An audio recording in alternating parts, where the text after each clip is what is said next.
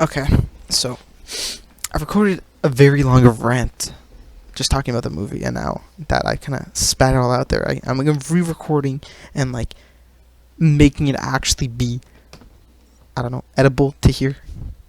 I don't know, audible. What's the word for that? Anyways, basically, Longlegs is not good. It very much pissed me off because, like, come on, like you search up the posters and they're like so good. Like, they are so good. These posters alone is something that would bring me into a film. Even though that wasn't what it was, too. What actually brought me in, like, the whole red posters they have right now, great. What brought me in was the one with the legs sticking out, and it was like a year ago. I saw this on Letterboxd. I just kind of stumbled upon it, added it to the watch list. I was like, I'm gonna love this when this comes out. Like, I can't wait for this.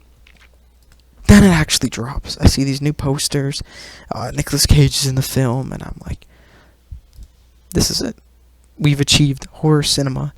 I feel like I haven't seen like a peak horror film this year. There's been a few. There's been a lot of crap ones and like a few like decent ones, but like I don't really care to watch those. But this was something that really caught my attention. And then I watched it, and then it's so disappointing. This is arguably the most disappointing film of the year for me. Even though I watched The Strangers Chapter 1, and I was incredibly hyped for The Strangers Chapter 1, I kind of knew there was a very high chance it would be crap. And The Strangers, the original, isn't even that amazing, even though I love it. Anyways, let's talk about Longlegs. So, let's talk about the good. Basically, the film itself and the kind of mystery itself and Nicolas Cage, the film, the cinematography is stellar. The acting is quite good. The written dialogue between characters, the dialogue itself is good. It sets the tone for the film. Isn't cringe. It isn't these cliches that they say, but it works, and it's actually. It never made me want to like convulse in my seat. Twisters did that at a few points. We'll talk about Twisters a different day. But that works. And then once again, the cinematography is stunning. It is so. Just looking at the film makes you love it. The opening of the film is so good. Then you get to the second scene of the opening, and that's where like the problems kick in. Once again, the scene itself is good, and I don't really want to spoil, but an event takes place, and it kind of feels like the jump start to this detective case that they're going to solve. Except the fact that the scene that you just watched doesn't actually matter. They never call back to it again. It's like right at the beginning, so it's like barely spoilers, but somebody dies in this scene, and not only is that person like never named again, there's like nothing brought up about that person ever again, and then they catch a certain person in the scene, and you never see the person again. You don't know the significance of why.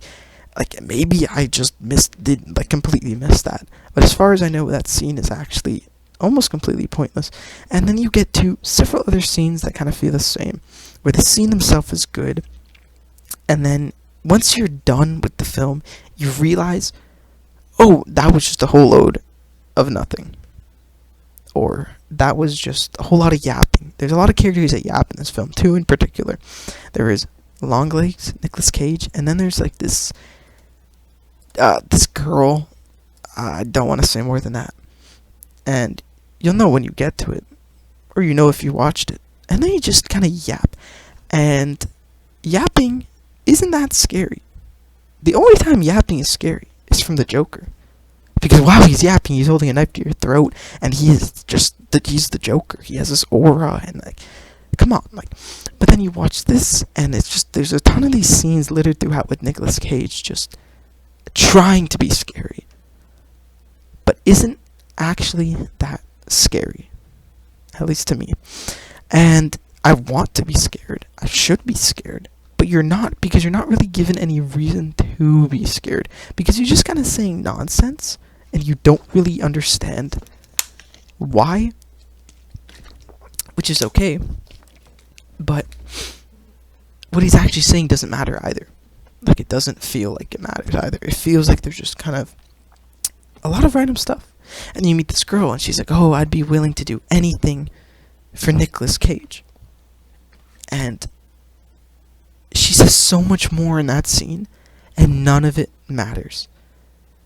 None of it matters. It's only there to set up something that happens right at the end of this plot.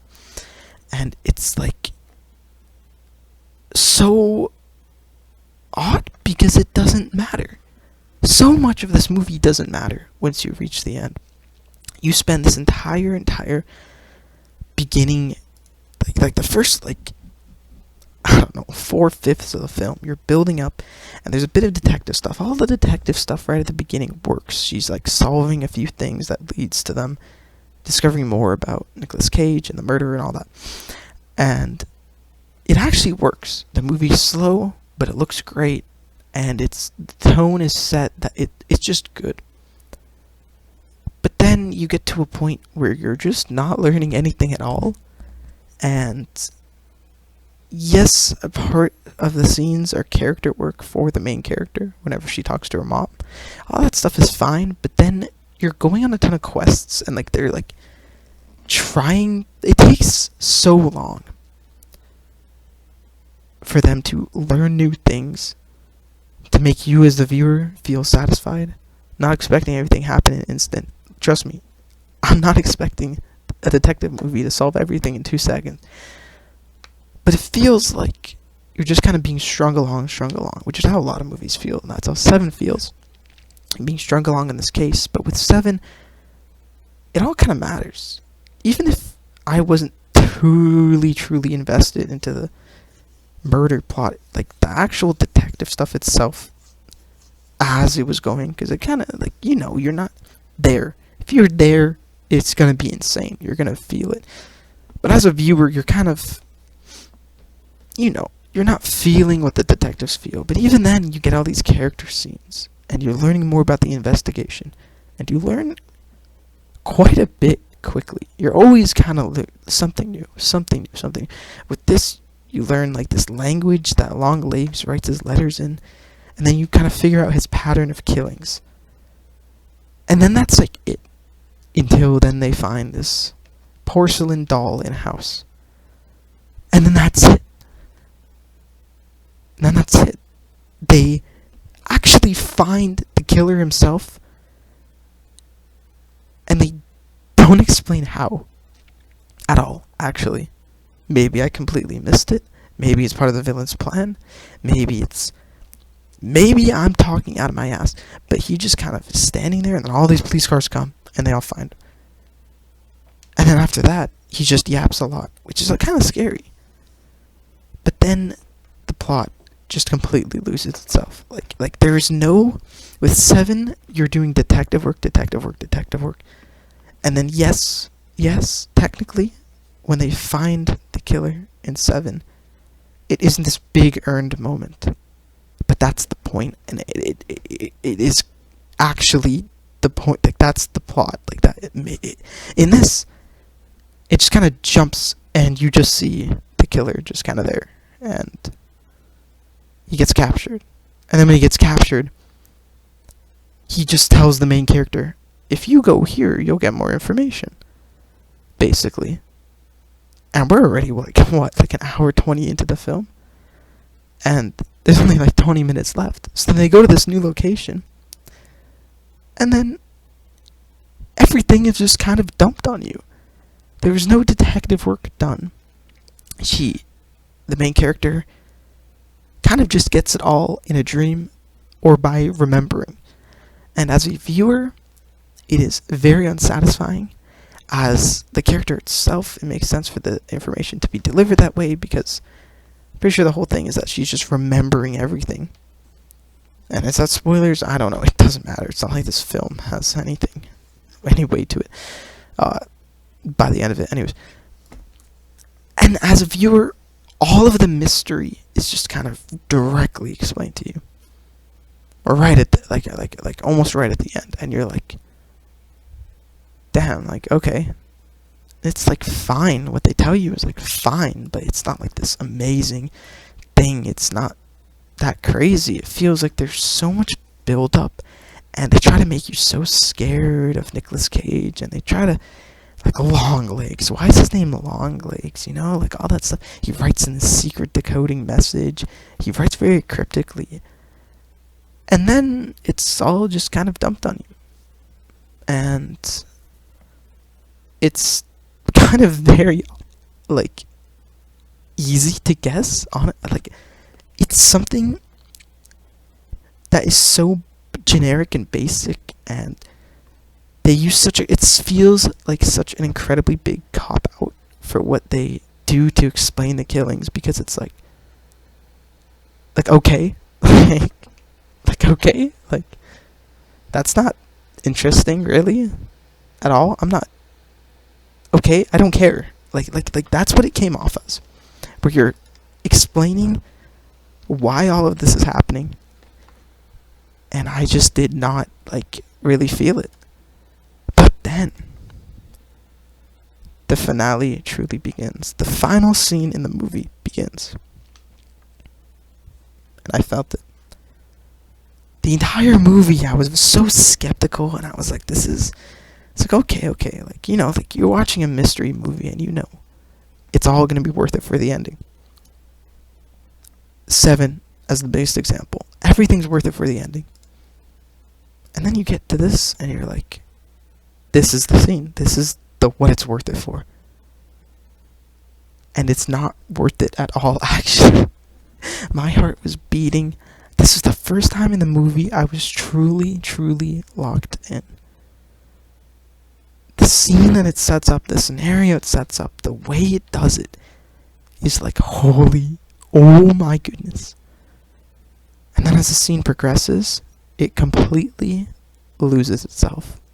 It's like you're chewing a piece of gum, and then right at the, like, you know, when you're done chewing a piece of gum, it just kind of all dissipates in your mouth. When you chew it so much, it all dissipates in your mouth. And it's just kind of yucky. You know what I mean? It doesn't even taste good at that point. It's like this weird texture. It doesn't taste good either. That's exactly what happens to this movie. You get to the end, you've been chewing the gum the whole thing. Okay. And then, oh. And you have to see the film to really see what I mean. But the way this final scene plays out is so flat and so vapid of any intrigue or creativity and logic as well. The main character knows a potential way to stop the scene from going the way you think it's going to go, and they don't do it until the end of the scene, and by that point it doesn't matter. And it is so weird, because the entire movie is very logic driven and makes sense, and it just completely loses itself. Once again, the piece of gum, the structure's all there, you're chewing it. It keeps its structure, it's gum, man. And then right at the end, structure breaks, loses itself. Everything just kind of goes everywhere, and you're like, oh, so there was no point to any of that, really. And it's so flat and empty once you reach the end. And so the logic too is such a, it's not a gigantic gap, but it's a big enough gap. And in the finale, to have that type of gap, it is so disappointing, so nerve-wracking that a movie that looks this good, has this good of advertising, the trailers, sorry, not the trailers, I actually haven't seen them, the posters, and everything around the film, the aura of the film, calling it Longlegs, is so captivating. It's so interesting. And the poster that they would use for it is so interesting. And so, what the heck is going to happen in this film? And dare I compare it to Seven, but it almost feels like 2024's Seven. And it is nothing like that. And what makes it ring so hollow is that it isn't delivered in a way that a cheesy horror movie is delivered. It is just delivered like a movie that just completely loses itself. So it's not cheesy. I wouldn't say this movie is cheesy at all. I wouldn't even say it's cliche at points. But as a movie itself, completely loses it. And that really sucks, because it is so close to being something good. And it just isn't.